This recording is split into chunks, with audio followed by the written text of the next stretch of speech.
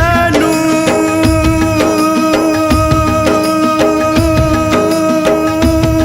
मोर जानू मोर जानू मोर जानू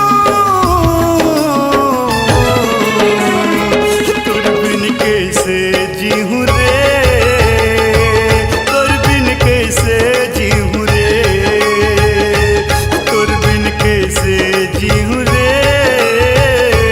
तोर बिन कैसे जीऊँ रे।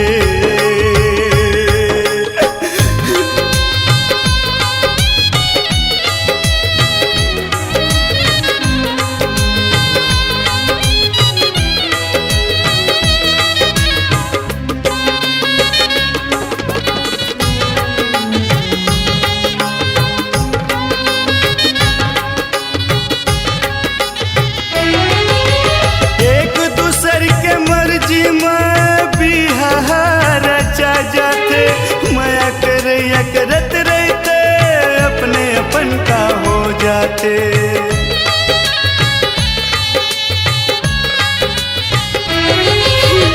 आके देख मोर आठो अंगला तोर देख खून है तोर हाथ के मेहंदी में मोर दिल के खून है।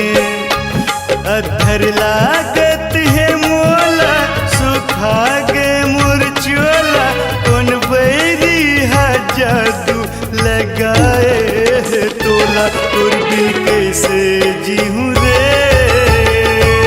तोर बिन कैसे जीऊँ रे तोर बिन कैसे जीऊँ रे तोर बिन कैसे जीऊँ रे।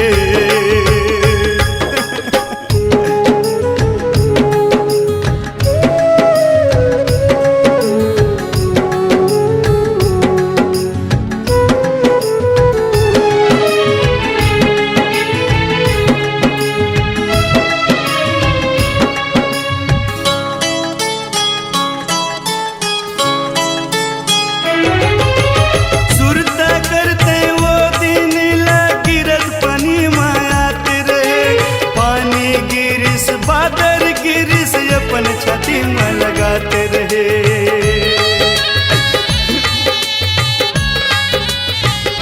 लुप छुप के जब देखिस हम दोनों झन लुकाए रहे झन देखे कोनो कई के चिमनी लपुताए रहे। अधर लागत है मोला सुखा गे मोर चोला कौन बैरी है जादू लगाए है तोला तोर बिन कैसे जीऊँ रे